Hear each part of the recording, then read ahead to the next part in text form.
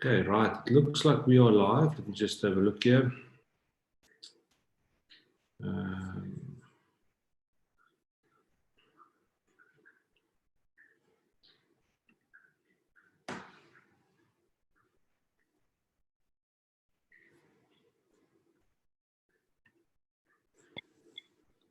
Good afternoon. Roger, how are you? Can you hear me fine? I can hear you very well. Can you hear me? Yep, we're green to go. You're looking. I wish I had your hair cut today. Was it windy in Cape Town? No.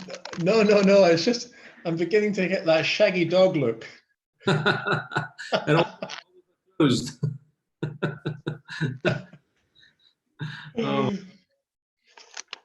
How's things in Cape Town? Still in Cape Town, yes, yeah. We are, as you know, this lockdown has literally stuck us right almost inside our houses. At least here in Camps Bay, we're very fortunate. Well, my house, I'm very fortunate. I can somehow run around it a little bit 10 or 12 times a day, twice. So it gives a bit of exercise. Yeah, we've also got a nice big yard. So I said to somebody yesterday, it's going to look like one of those yards where a border collie is running up and down the fence, and it creates a that goes around. And that's going to be about what's going to happen at the end of this thing. Yeah, it's not the best exercise, but the main thing is to do something at least once or twice a day to get the heart rate up.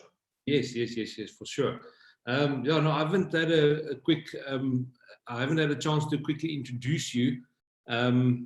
When did we first meet? I think it was back in 2017 or 2016 when we first met. It must be something. It probably was something like 3 or 4 years ago. I'm trying to think what the first shoot was. Was it somewhere? Was it not in that farmhouse?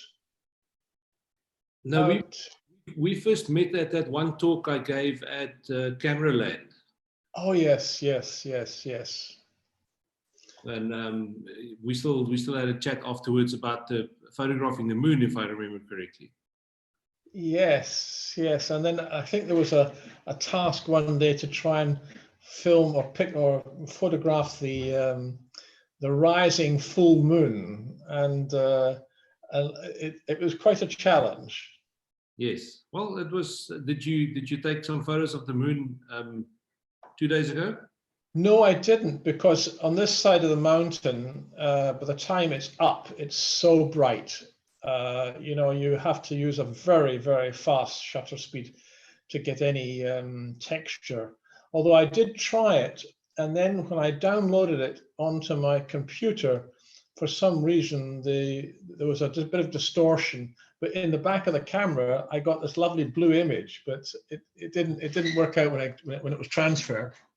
But in Camps Bay, you should be able to do it but that you'll have to get up at like sparrow's fart in the morning just to be in time to photograph the moon before it goes down. I could do that, but the sparrow's not around. Are you in all good health, Roger? Now I believe you guys were in a big accident a while ago. Yeah, that was quite the most distressing thing I've been through for some time, because my son and I, we were coming back from playing golf at Desalza, driving on the right side, on the correct side of the road, doing about 50 or 60. We were absolutely in no hurry. And I didn't see it happen, but some guy just pulled out from the other side. And the first thing I had or felt or saw was my windscreen shattering in front of me. I don't think I even heard the bang. And then I thought, well, what's gone wrong here? And we were very lucky because it turned out that these guys who hit us, they were drunk, absolutely mortally drunk, according to the authorities. And someone who witnessed the accident said that my car turned 360 this way and then rolled as well. So it's remarkable that we were able to step out. Oh my word! Yeah, no, I mean, terrible. And then I suppose I should be extremely grateful that we were able to step out, and the car was a complete write-off. But I guess we were very lucky. The other guys who were the victim, or let's say who hit us, they were carried away in stretchers, and who knows what happened to them, because they must have gone straight through the windscreen and ended up on the road. Oh, Horrible. Oh. But Okay. that's the trouble, I think, you know, particularly on that R310, it seems that on a Sunday night, the people are coming from Khayelitsha and they're going towards the Stellenbosch area. And according to some people, there's a reputation for drunk driving on that road, but who knows? So just a quick background. You were involved in a big pharmaceutical company back a couple of years ago.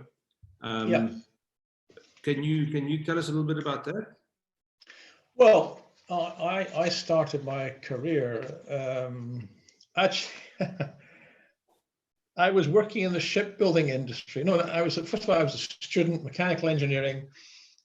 I was involved in the shipbuilding industry in Scotland, in Glasgow. And it was at a time when Harold Wilson was in power, and he was propagating all these rather socialist ideas, which I just didn't understand. I just could not, let's say, assimilate myself to. And I thought, this is really not the type of country I want to be in. I want to be in a place where there is endeavor, you know, and not just sucking off the state. So I applied for a job in Switzerland with Sandoz at the time, and I was successfully accepted. And then I worked in Basel, Switzerland, for 3 years. That was more or less used as a way of the company finding out, do they like you and do you like them, and so forth. And my first task was to work actually on the desk of handling affairs from West Africa and South Africa. And after 3 years, they came to me and said, here's a ticket, an air ticket. And I go, yes, thank you very much, Mr. Bossman. Where am I going? He said, you're going to Indonesia. And I go, Indonesia? I said, and this is in the late 70s, yeah, it must have been the early 70s. I said, do you realize there's a war going on out there? There's a thing called the Vietnam War. And he said, it's a one-way ticket, Mr. Trythall. But it was interesting times because, you know, you're a young guy and you've got your education behind you, but you have got that education does not give you the, how should I call it, the skills to actually work in an entirely different culture with entirely different languages. So in that sense, it was quite a challenge to do that. And then, and also to start a business from basically scratch. I've often said to people that when I arrived at this office, which was a house, by the way, and we had separated it into offices, I think my first desk was a bamboo desk left over from the Japanese occupation. But it was a great experience. And I don't know if young people get the opportunity to be suddenly chucked into something which is totally green field with very little experience. And you've got to somehow use your knowledge and I think your empathy to work with a new culture. I mean, I could tell you stories that there was, I will tell you a story. Once we were contract manufacturing with an Indonesian company, and it was Sandoz and Herx and other very significant companies worked with this particular company. And the owner was a lady, Mrs. Aberdeen. Now, Mrs. Aberdeen was about 1.20 meters or something in height. She was tiny, but she always was extraordinarily and exquisitely dressed, you know. And we would have this boardroom where we would have monthly meetings. And she was the boss, and her husband was, let's say, the president, and she was the chairman, or whatever you like to call it. And we were discussing the manufacturing fees over a period of time. And one day we got to the point where we were having some difficulty getting to an agreement. And then suddenly Mr. Aberdeen picked up his papers and banged them on the table. And he said, "Mr. Trythall, you are the most impossible man I've ever met." And I thought to myself, there's nothing in the MBA program teaches you how to handle this. So he stormed out the meeting room, and then there was just Mrs. Aberdeen there and myself. And I thought to myself, this is not my move, Yeah. you know? And I thought, and we waited there for about, 10, 20 seconds. And then Mrs. Aberdeen leaned across the table and said, "Mr. Trythall, could we get down to business?" To which my response was, "This would be a pleasure." Anyway, an anecdote from the past. Yeah, it's on that kind of topic where you say about the youth of this day. I had a chat this morning to a friend of ours, and I don't think the young people now get to go through things and figure out stuff being thrown into the deep end of the pool and made to swim. Is that I think what's happening now is the parents all go, "All right, little Johnny is suffering at school, so something must be causing this." So Yes. they go to the teacher. It's either the teacher's fault or the school's fault or his rugby practice or whatever the story is, but it's never little Johnny's fault. And I think that's the problem. They don't give them, let them take responsibility for their own actions and let them figure out how to fix these kind of things. And I think that's what's wrong these days. Yeah, that's the point. But then just to go back to, I mean, I just gave you an anecdote, and then after that, I was then posted to Montreal in Canada, which I stayed there for 10 years. And then one day the boss phoned me up from Basel and he said, "South Korea." And we went, "South Korea?" Well, anyway, we went there and my wife said, "We're going to be eating sauerkraut and potatoes for 12 months. No.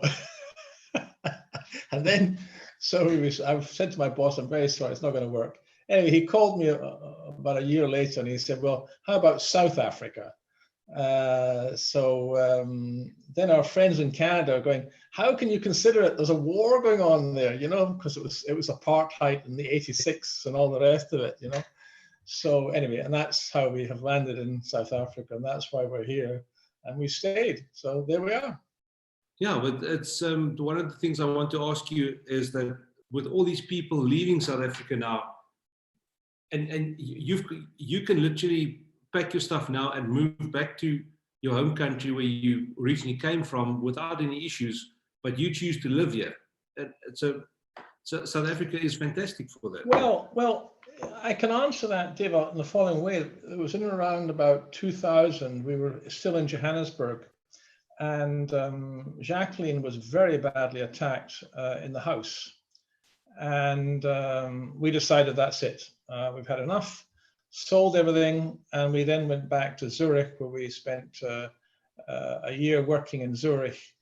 And you know, we were very lucky. We have all the passports. We have Canadian, British, Swiss, the whole thing.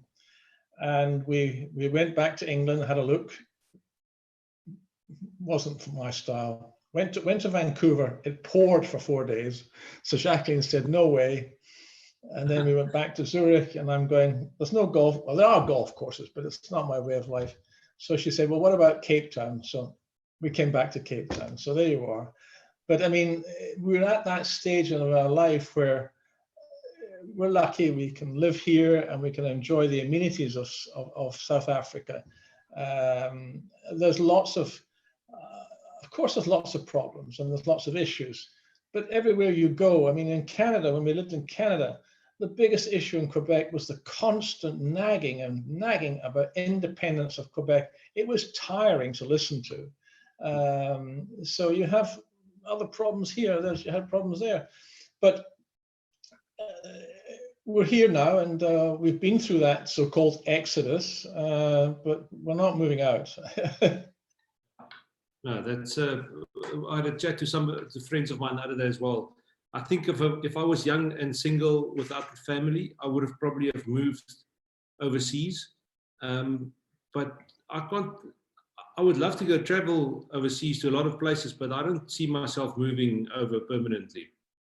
I think too many South Africans criticize their fellow South African when they leave South Africa. And I think it's the wrong thing to do, because despite the recent virus thing, we do live in a global situation. And I believe it's important, particularly for young people, to try to have some sort of international career and to be able to, let's say, go and work in the States. Well, I wouldn't like to work with Mr. Trump, but that's not the point. The idea of working in another country to learn another culture and another way of doing business or whatever you're doing, and I think that makes you a better person. Yes, yeah, well, it's not a case of escaping, it's a case of building yourself as an alternative. You can always come back to South Africa and do things, but that's how I feel. Okay, and your son is still in Zurich, if I'm correct? Well, we have the three boys. We have two living in Zurich. One's in the world of banking. The other one works for the Swiss airline, and the third one, he's in Holland, working also in banking. But what the future of the banks are, heaven knows. What's the feedback from Europe with regards to what's going on? Because it's the whole world is in a lockdown somehow. Yeah, what are they saying from that side of the world?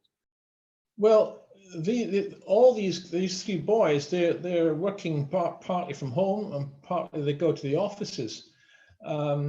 They accept it. So there seems to be much more latitude of being able to go and do things while at the same time respecting the idea of distancing and confinement and so forth.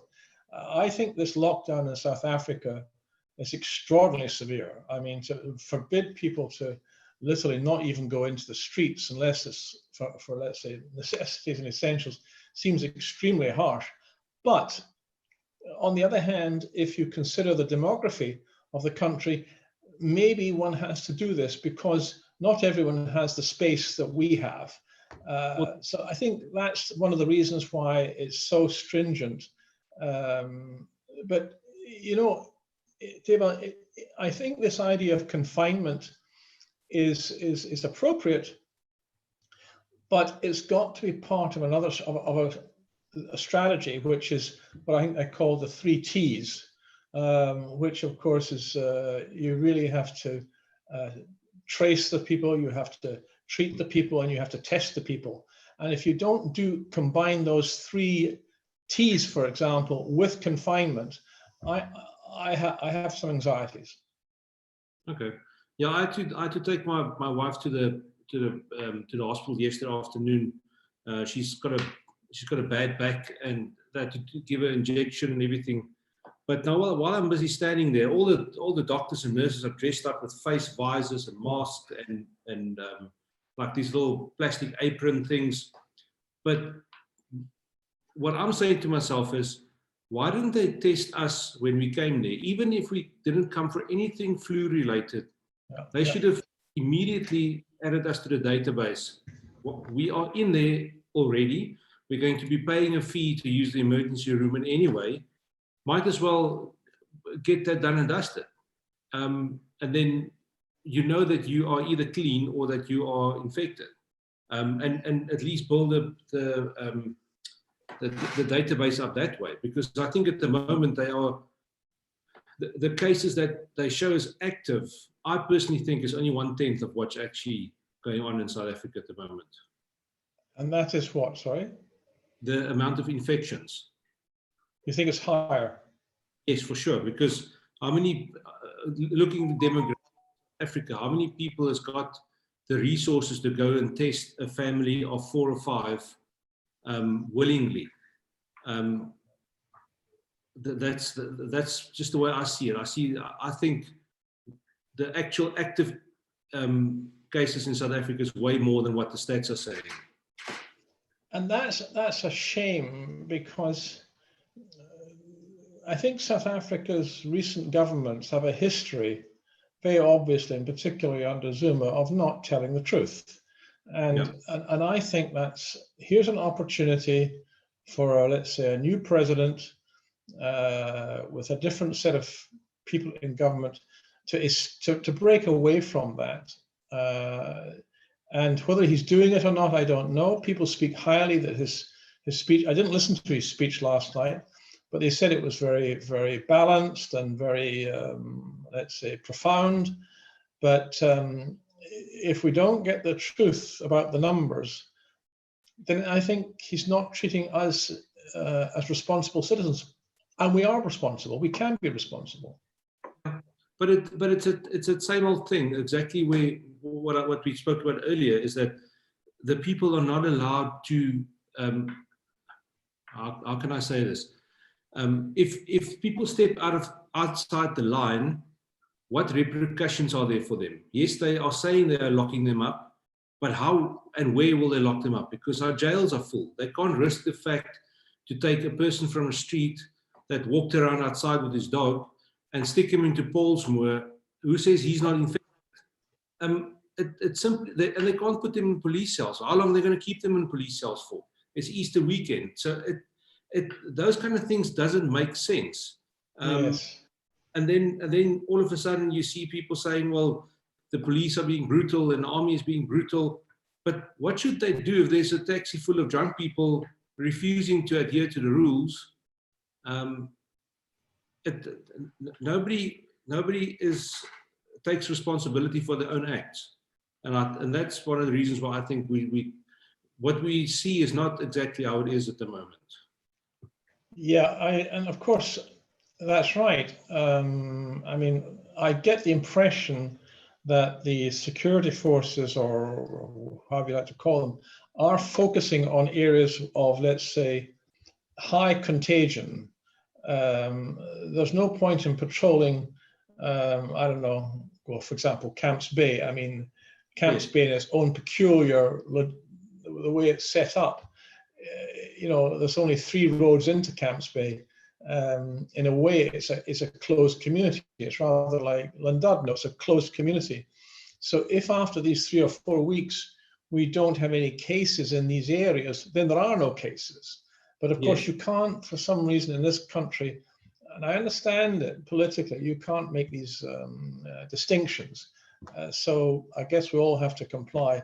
My feeling is that in a couple of weeks' time, I think people will start to actually interpret the regulations for themselves and start to go walking or cycling. And anyway, we'll see what happens. Yeah, definitely. So you've traveled quite a bit, professional career, and now that you've been retired. What will you say is like the place that you enjoyed the most where you've been to? I don't know. Enjoy is a limited word in a funny way. As you say, I've been to a variety of places. I guess the answer to the question really is I've gone to a variety of places, and each of those places have had their own merits and their own rewards and their own excitement, if you like.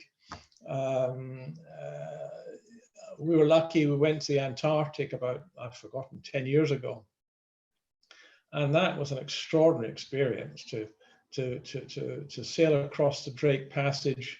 And how it came about was I was in London and I was browsing the bookshop and I saw this audio disc about Shackleton.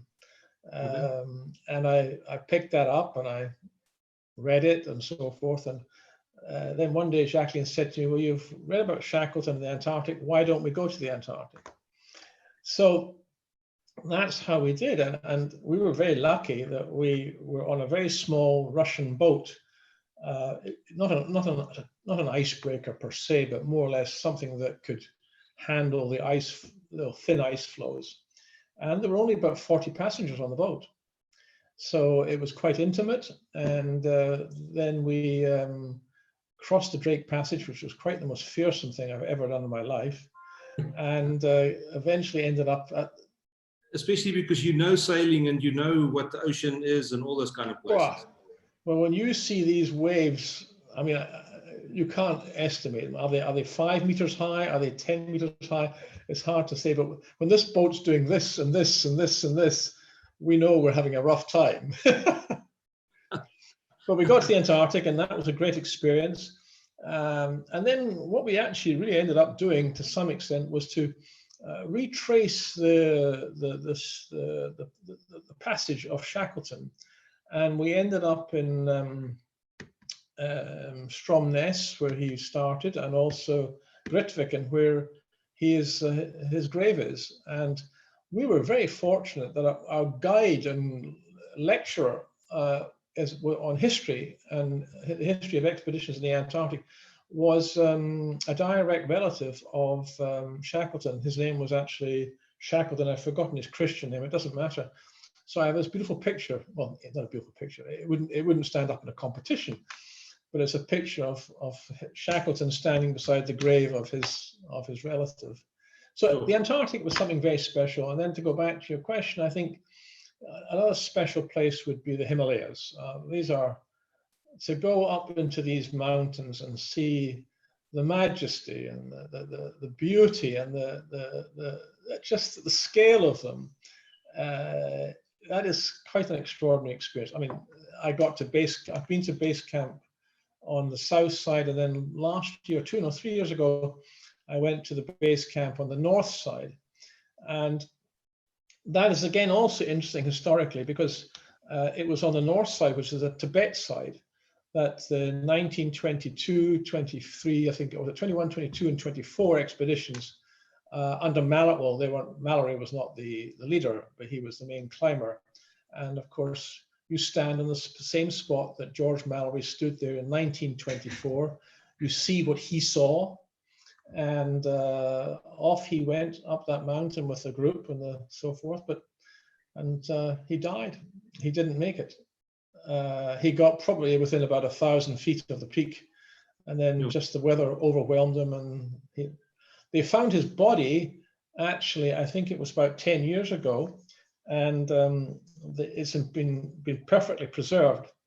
And I think he must have fallen and broken an ankle, and then of course he couldn't move. The temperatures got him, and that was the end of him.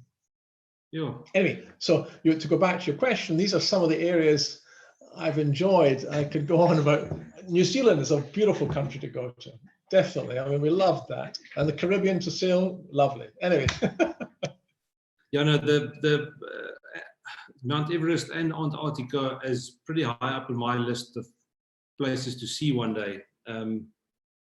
But to go back to your question, what I think, Deval, is that, as you know, I'm sort of getting more into the photography thing, the photographic world, and I'm finding it very interesting to join groups such as yourselves, and we go off to places that we would not normally go to. I mean, last year I was in Ethiopia, right down at the bottom in the Omo Valley, and photographing these very tribal, pastoral people.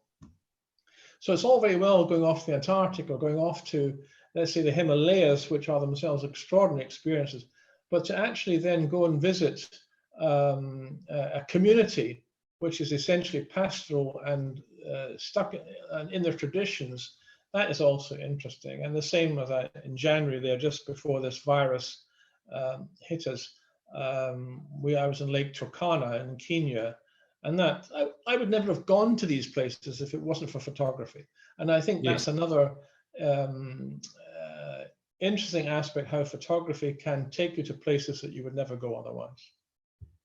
Yeah, and imagine if you were as invested in your photography back then when you went to Antarctica and the Himalayas like you were now.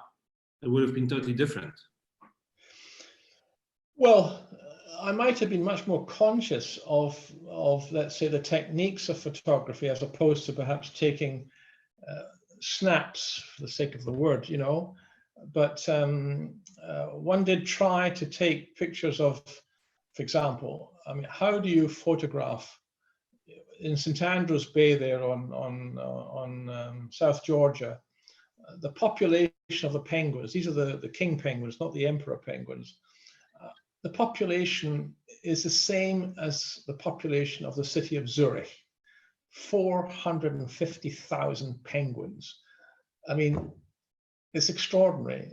I actually ended up, I do have a picture. I managed to make one picture, which I'm rather pleased of, is the three penguins walking in a row like this, and behind it is Mount Paget, which is a trick question. If someone asks, and I don't know how the question goes, but what is the highest mountain in British territories?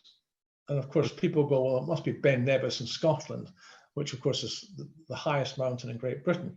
But in British territories, including Britain, it's Mount Paget in the Antarctic. I think it's like 3,000 meters, but there we are. That's interesting. I didn't know that. No, neither did I until I looked it up. Yeah, no, I think with the internet, it has opened up these kind of places to the man on the street to know about and learn about so much. I've read about Ascension Island a good couple of years ago, and just this past week I watched a YouTube video from a bunch of South Africans that went to Ascension Island, because I know it's got amazing fishing, that went there to go to deep sea spearfishing to get tuna. It was absolutely mind blowing. It's crazy. They're in this deep blue ocean, and it's that deep royal blue. It's tropical, and they've got these 100-kilogram fish swimming all around them. It's amazing, absolutely amazing. But you bring me to a point, going back to the discussion around this crisis, that one of the things I think about is that this is a message from the planet to humanity. And it's a very simple message: is shape up or ship out. Yeah. I have, the planet could say, I've warned you with hurricanes, I've warned you with droughts, I've warned you with floods, and you are stressing me to the end. Fix it. And I'm hoping that, I mean, your fishing story is interesting, because they now talk about how they start to see, I think, dolphins in the waters outside Venice, which has not been the case for, I guess, years. So will we as humanity shape up and stop making a mess of this planet? We can't support 9 billion people carrying on the way we're doing. That is self-evident to me. And I think that's there's a message in this crisis. And whether governments and society and institutions take it upon themselves, and businesses, for example, take it upon themselves, and even the private citizen, take it upon themselves to be much, much more conscious of how they behave and live, then we could face an even bigger disaster. I mean, the worst thing that could happen is if we have this turns out to be the Spanish flu. That would be a catastrophe. But that's what I think. And if you take South Africa, I mean, we are chucking out fumes there on these coal-fired power stations. I don't understand why we are not rushing full steam ahead into renewables and the sun and the wind. What's holding us up? I mean, it's not. It's because nobody on the sun's energy. It's nobody can write a contract saying, I'm going to supply you so many hours of sunlight. And I personally, that's all it is. They keep hammering on the coal because there's a chain reaction of money flowing. Because somebody they need trucks and they need people and they need to deliver, and everybody's getting their cut of the pie until we get it out of our plug in our house. Well, can't do that. You're right. It is an important employment source, but that does not mean to say you don't start to systematically address it. And a plan to really wind the thing down over time, so that you're moving more and more towards renewables and so forth. And let me give you an example. When I was in Lake Turkana, one of the fellow photographers worked for Mercedes. He was a design engineer at Mercedes. And I asked him the question about, are you going to be, as you design, moving more and more towards the electric vehicle and so forth? And his answer was cautiously, step by step, but not too quickly. So I asked him, well, why is that? And he said, because we in Mercedes, I think they employ something like 250,000 people across the world. He said, if we were to suddenly junk the petrol engine or the diesel engine, we don't need 250,000 people. We could do it maybe with 100,000. So we have a social responsibility to keep employment. And I can understand that argument applying to the coal-fired power stations. But let me make a point that if we don't actually drive it, I mean, it's rather like going back to my origins as a student. I was in the shipbuilding industry as a student. I left it because I could see the industry was going to die. Yes. And it did. Glasgow was one of the major shipbuilding centers in the world. They had something like 12 or 15 shipyards, I've forgotten. And every single one except one, all gone. And unless we understand this is going to happen and manage it, then we've got to do that. We can't just, the worst thing you could do is just leave it to ad hocery. There should be a systematic determination over the next 20 years to get ourselves away from coal onto renewables and retrain people. And as those people who are relying on the coal industry, they get retired and die out, so we make a very smooth transition and we can keep some sort of social responsibility in place. But also with that, I think like Eskom, for instance, Eskom itself needs competition. They are keeping competition from coming into the market and supplying cheaper and cleaner energy. It's all backhand shakes. Everybody's getting a cut of the pie, and they're all looking after their own pockets instead of after us as a country. So, well, you see, I think, Dave, there's no harm. I think that's part of the so-called plan that we hear about, that they will introduce more competition. But you're absolutely right. There's no reason for there to be no competition. At the same time, there's no reason to take Eskom and chuck it into the ocean. So everyone should be able to live together in some format. Yeah, totally agree with you on that. If it's going to happen, I don't know. But on the comment you made about, is this whole thing a wake-up call for the world? I think it is, but then I'm not sure how long it's going to last. If this thing disappears tonight, are the people still going to be greeting their neighbor tomorrow? Are they still going to be cautious of how they wash their hands or the stuff that they touch? Or I personally think it's going to be not even 6 months and everything is going to be back to exactly the way it was before this pandemic came about. And that's a bad thing. I mean, it's a very serious concern you're raising. I mean, it is interesting that we were having this conversation with your extraordinary initiative, and I think that's you ought to be congratulated for that, Dave. And I think I've noticed the importance arising out of this thing to be much more in communication with your friends and your family and so forth. And we don't do enough of that. So, I mean, for example, in our family, we have the family in Europe, we're here.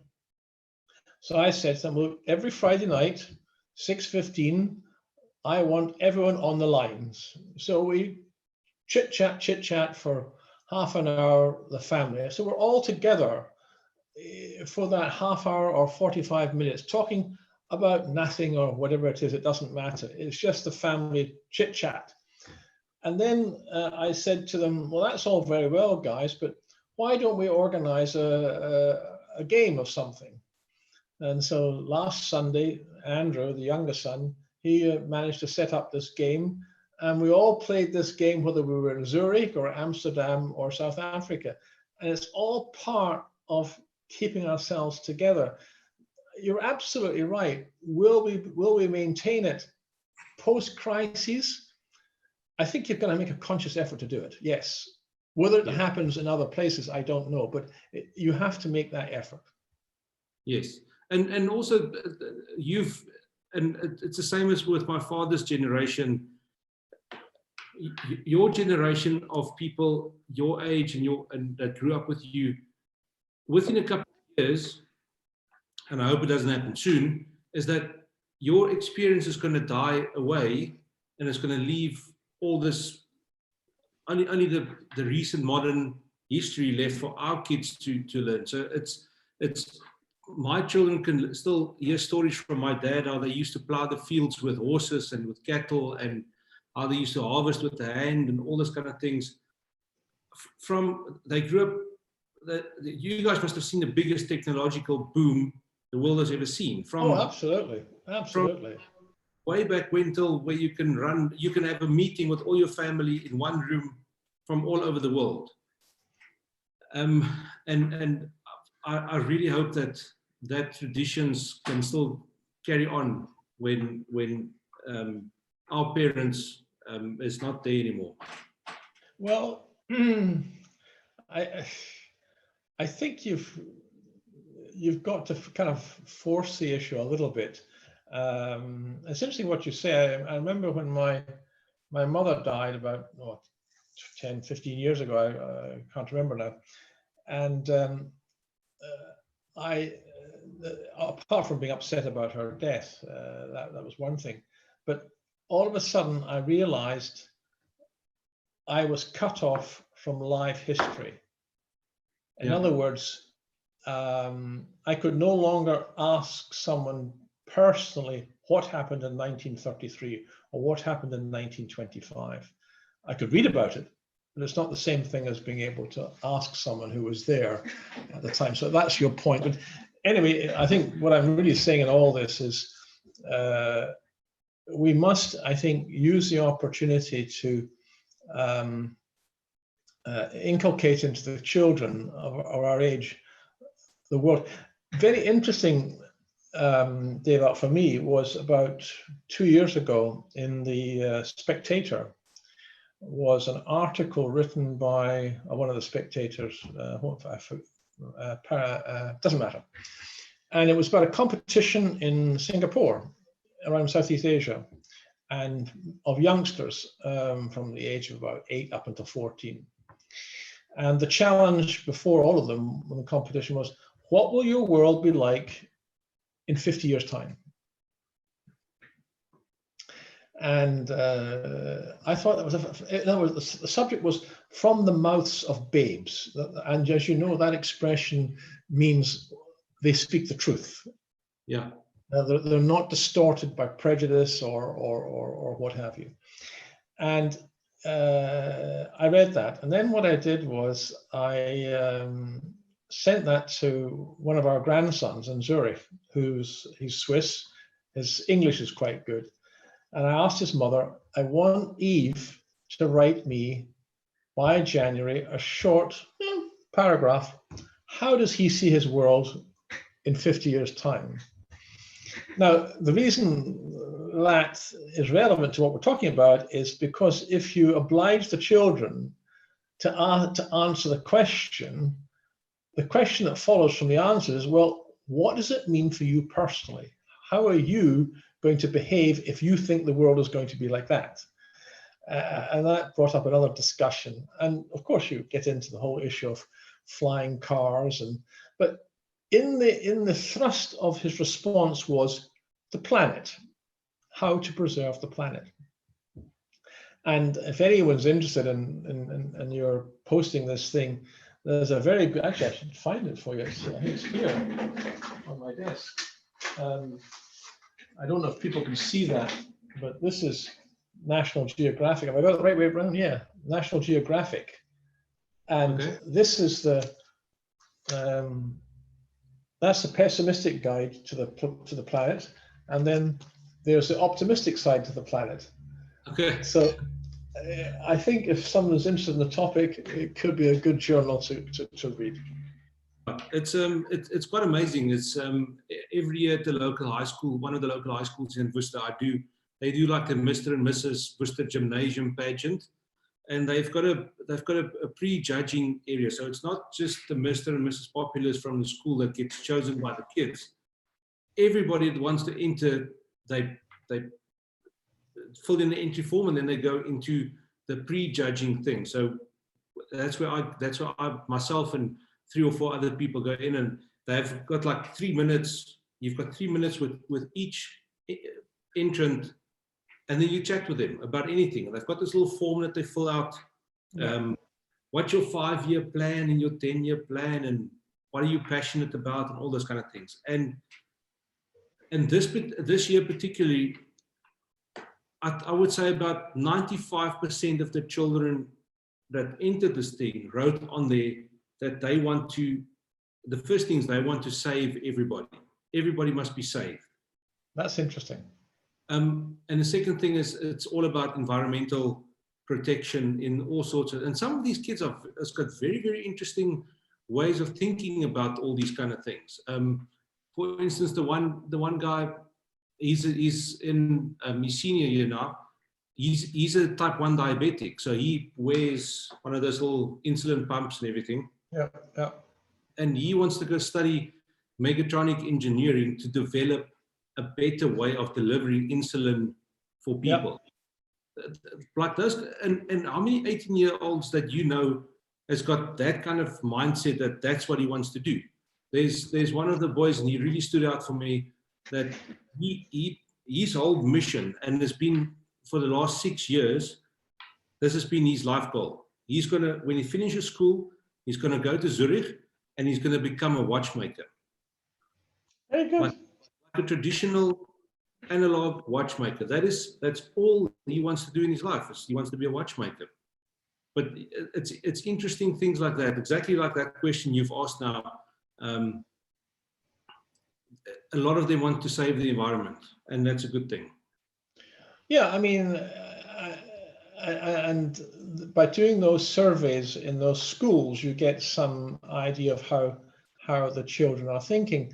But as you talked about that, Deva, let me go to another side of the thing, is that these children, we are still somewhat in a privileged position where it's rather like that hierarchy of need things, you know, where if you're at a certain part in society where you're concerned about food and heating and lighting and sex and all these sort of things, you know, well, when you move up the hierarchy, well, you can start to go towards the so-called self-actualization part.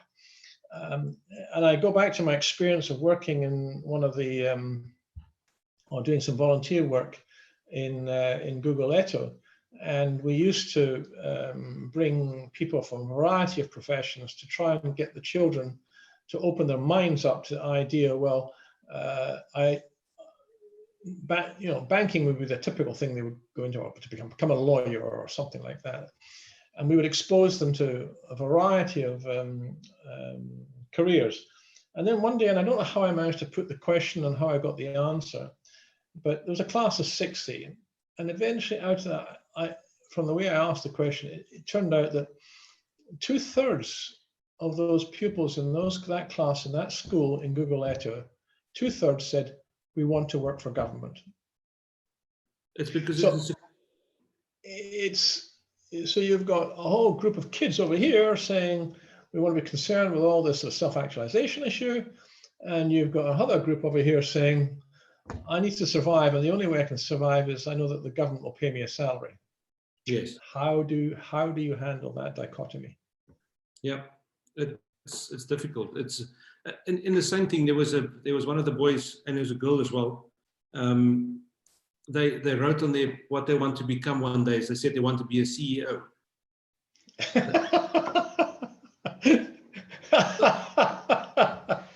no, you don't want to become a CEO. Your longevity is down to 4 years now. Carry on.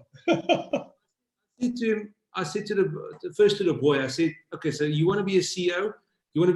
Of what do you want to be a CEO? He says, well, he doesn't know. He just wants to be a CEO. I said, but going to be a CEO of a company that sells something, a company that makes something, a company that does something. What is it that you see yourself do? And it was like as if I threw him with a bucket of cold water. He didn't know what to say to me. Okay, and I asked him this question. I said, if you can do anything, if you can wake up tomorrow morning and say, okay, right, you could do anything in life and money is not a problem. You don't have to worry about earning a salary, about paying one single bill, nothing. What would you do? He said that you will help people. So I said, oh, that's what you must do. The other girl came in, also same story. She wants to be a CEO. So I said, okay, ask her the same question. Now she doesn't know. It must be a CEO because they just see this glamorous life and all the money and everything. So I said to her, okay, I asked her the same question. And she said, no. And on the paper she wrote that she loves drawing and painting and art and all this stuff. I said, okay. Again, she said no, that she would love to just do art. I said, okay. So why can't you have an art gallery? And she said to me, what am I saying? I said, first thing, it's your business. Technically, you are your own CEO then. Yes, you are a CEO. You can sell art, you can buy art, you can make money from that, and it's in what you love doing. And she said, oh, I never thought about that. And then off they went. So I really hope that this girl actually does something about that and stick to what she loves doing instead of having this ideal thing in her head one day. It really is tough, particularly with children who live in these areas like the Guguletos and the Khayelitsha. So many of them. I mean, in that case, my guess was something like 75% of the kids came from single-parent homes, and most of them were mothers, and therefore lacked, let's say, fatherly input. But you could ask yourself the question: well, are those fathers responsible? But if they're not there, they're not responsible. So they may not be ideal, but it's. I was very privileged in some respects, Dave, that I managed to mentor one young lady from that school. I employed her here in our little company at the time, and she was one of two. The first one was a very lovely lady too, lovely girl, and had the potential. But then one day she arrived and she asked me to read a letter, and she burst into tears.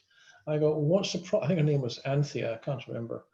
And I read this letter, and this was from her brother saying, I refuse to let my sister work in a white man's company in Camps Bay. End of story.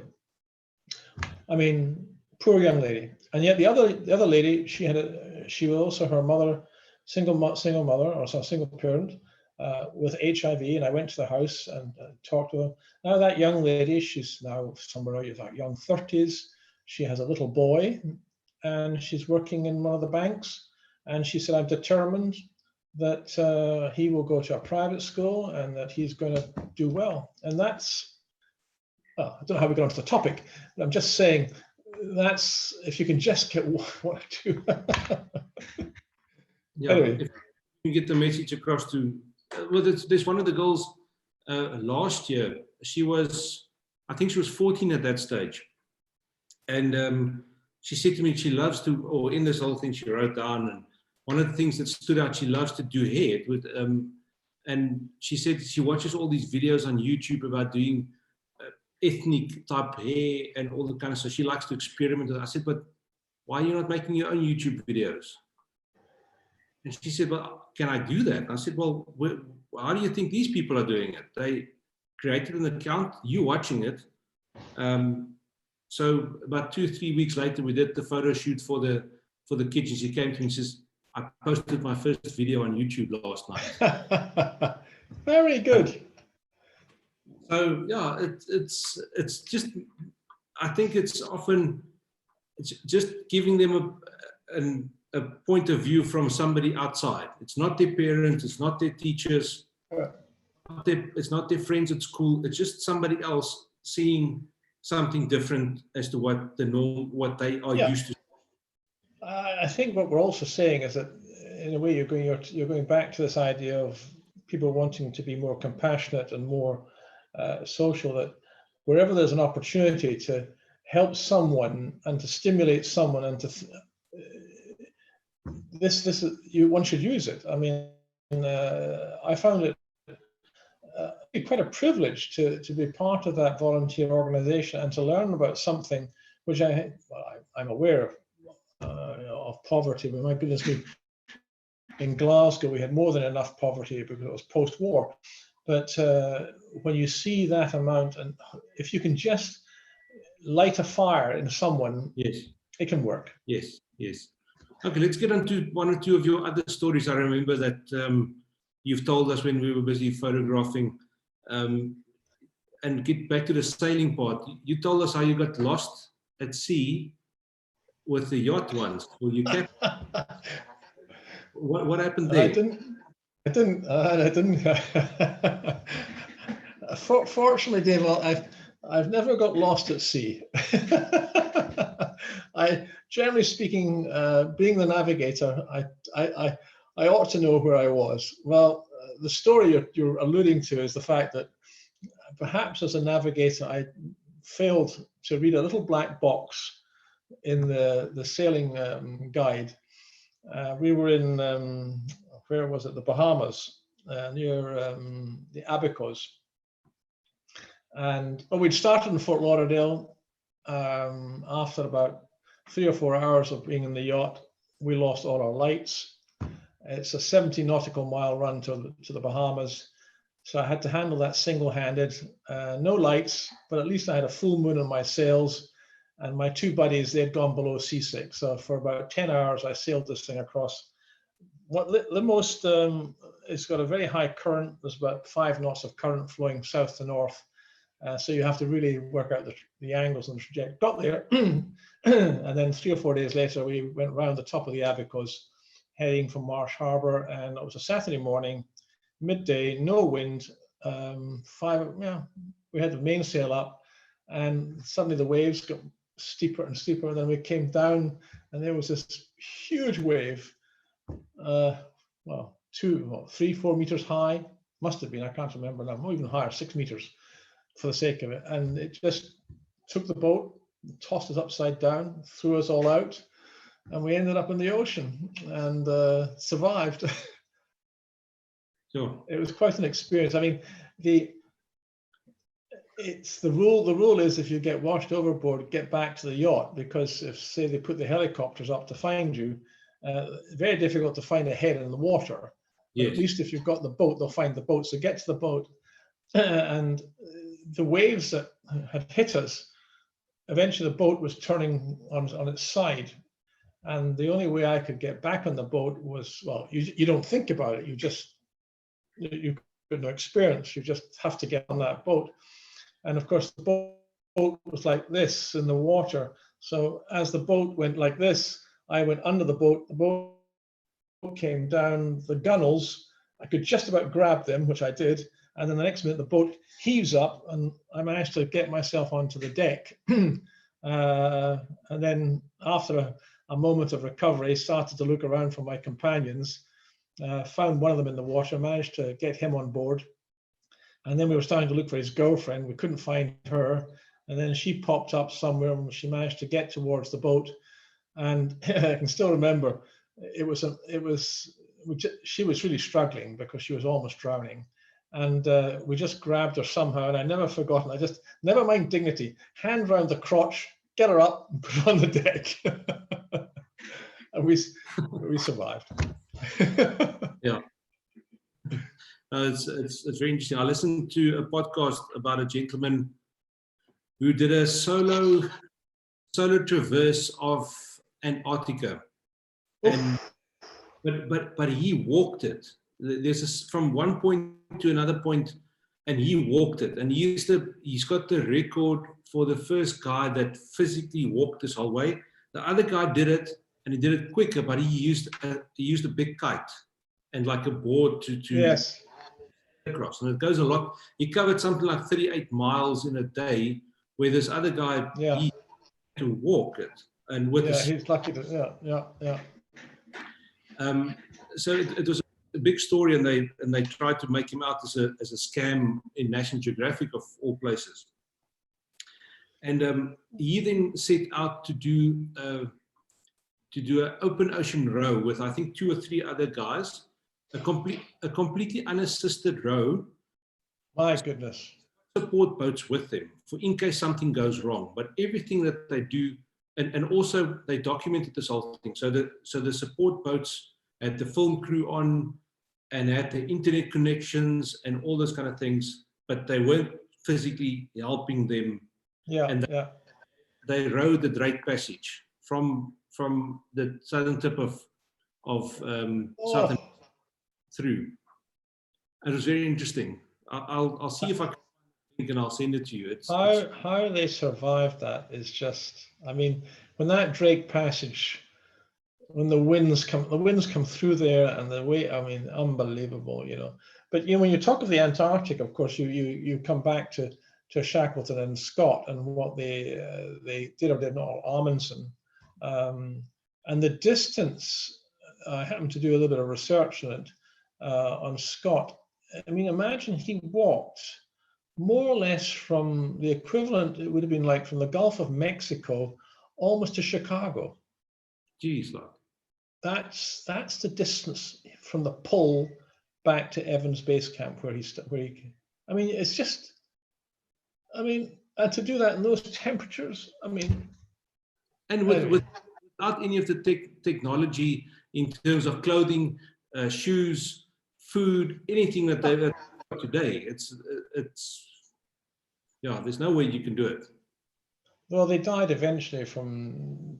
I mean, very interesting was that if you compare the experience of Amundsen and Scott, I mean, Scott knew the Antarctic; he'd been there before, but Amundsen was more or less born to actually do it. And one of the things he knew was that you do these little what do you call them, storage camps all the way into the pole and all the way out, and you mark them.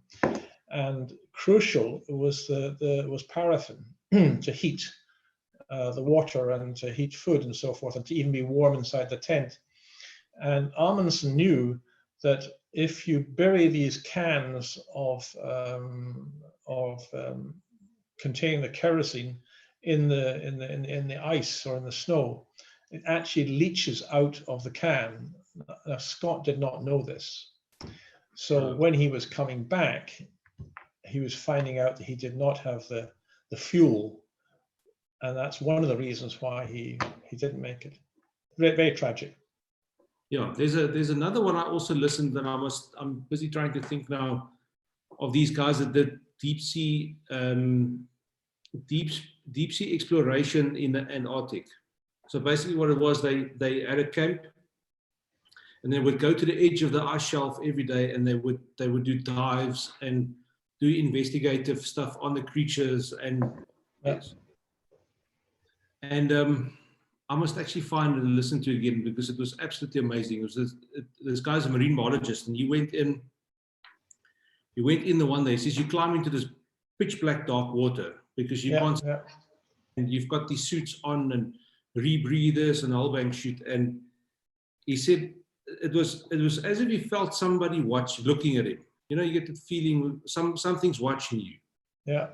And he turned around and he saw one of these seals. And he says the seal was just sitting there looking at this strange creature in this water now. And it swam up into the hole where they dived in. He says just this beam of light coming into the ocean, and the water's crystal clear. And the thing blew out a stream of bubbles. And he said it was the most spectacular thing he's ever seen in his life. And on that same trip, he caught a prawn or a shrimp. Yeah. I can't exactly remember what it was, but in that shrimp, they found something that they could use in modern medicine again for, I can't remember. I must go listen to it again to see the exact, but it was absolutely amazing. Well, to go back to the drug industry where we started our conversation, many compounds which are used today actually originated in nature in some form or other. And what the industry has done, of course, is it breaks down, it tries to understand the chemistry of that, let's say, substance, and then what it does, it then rebuilds that chemistry in the laboratory to the right scale and to the right purification. That's how many of the medicines that we use today came out. That's how they came about. So it's not all just pure chemistry. It's also something. It's not natural, but the sources are originally natural, but it's the way that the chemists understand the molecule. Yeah. On that topic, I think it will be. I wonder when if there's a vaccine for this COVID-19 thing that comes out quickly, or if not, I don't think it's going to have any impact this year or next in what we do. It's a shame. Drug development is not something that happens instantaneously. We have to go through various phases to make sure that we've got the effectiveness and we've got the safety. So, I mean, they have started clinical trials in volunteers already, but these are for tolerance levels. In terms of, let's say, efficacy and safety, they're going to need bigger numbers.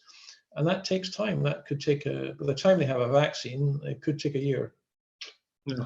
It's not insurmountable. It's not like trying to find a drug for cancer or something. That's a much more prolonged trial period. With a vaccine, they can go quite quickly. Yeah, it's somebody was it in the news? If it was fake news or something, I'm not sure where Bill Gates said that they must test a vaccine in Africa. Well, we've got a couple of jail cells full of rapists and murderers that they can start with.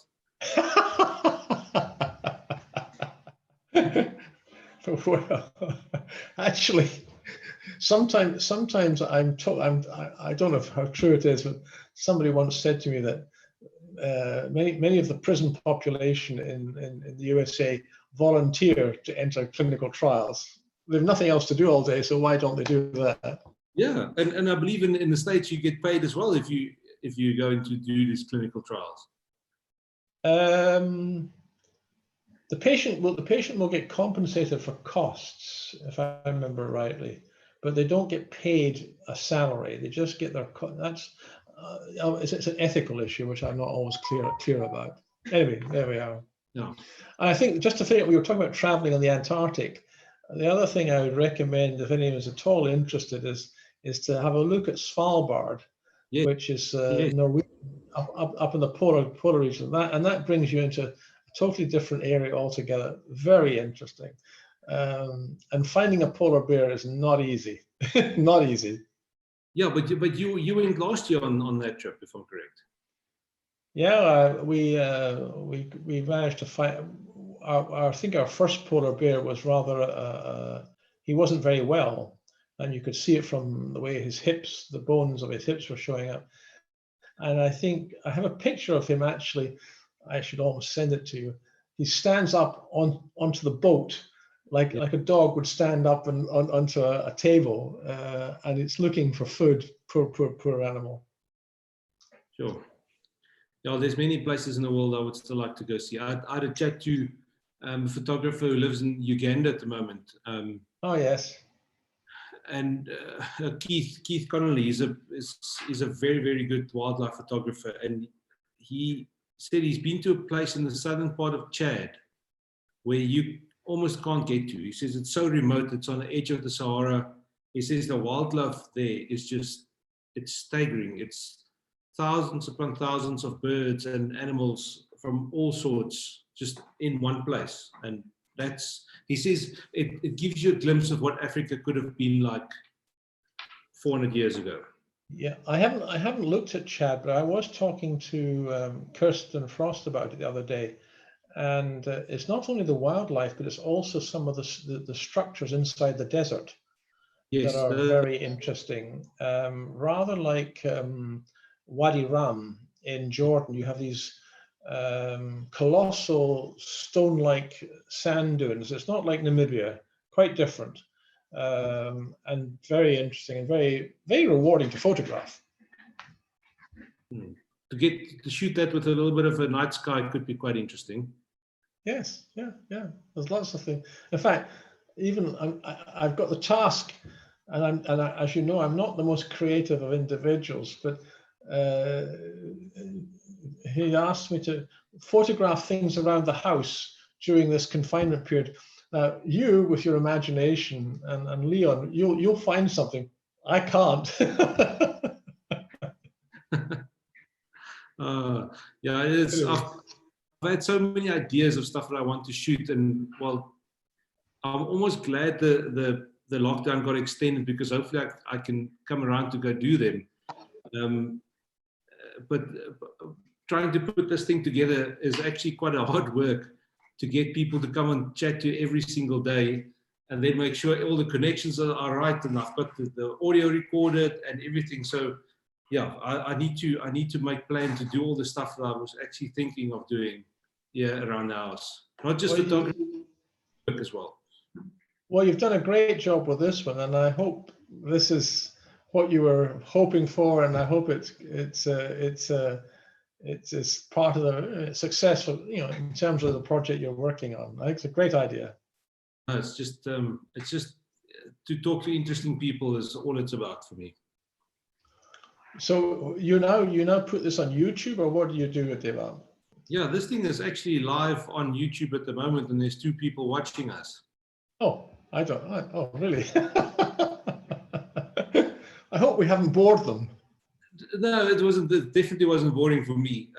And I'm recording our voices that I put together in a podcast that, should people want to listen to it later, they can do so. Okay, so if I want to go and look at myself on YouTube, I can do it afterwards. Yeah, you can actually go on there right now and look at yourself. I don't want to do that, you know. Anyway, so right. We'll conclude, and I hope that was fun and interesting. And thank you so much for inviting me. I consider it a privilege.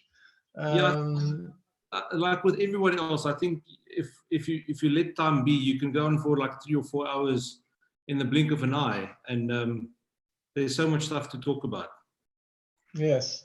All right. Well, what would be nice to do is meet again personally and go and do some photography, because remember, my skills are just simply pressing the button. Yeah. Further than that, if those recent photos you sent me with the camels, they are mind-blowing. They are amazing. Yeah. Well, again, it's the help of an instructor like Kirsten, who you know, and yourself. You get the scene. No, you get the opportunity to take the photo, the shot, and if you're doing it with continuous, with a bit of luck, out of, let's say, 40 pictures, you get that one that sparkles. Yeah, those are amazing. I don't care if it took 200 photos to get that one. They are amazing. Well, the funny thing is, I submitted one to the previous competition. It was just the camels walking on the ridge with the boys and the sticks, and the judge gave it, I think, a 26. And I sent it to Leon Ustes, and he goes, "Roger, tell me what was the reason of, how did he express it?" He said, "How did he explain the difference between the 30 and the 26? Why did he not, what was the 4? What did you lose 4 points for?" But judging is judging. Okay, Roger, thank you so much for coming to join me, and it's hopefully we can do this again in person. Yeah, and, it'd be nice to do that. All right. A couple of especially now your hair's all cropped. Yeah. Right. Okay. Have a lovely Easter weekend further on, and enjoy it as much as you can. Okay, you too. I'm going to go and do some more exercise now. Right. Bye. Bye-bye, Roger. Bye-bye.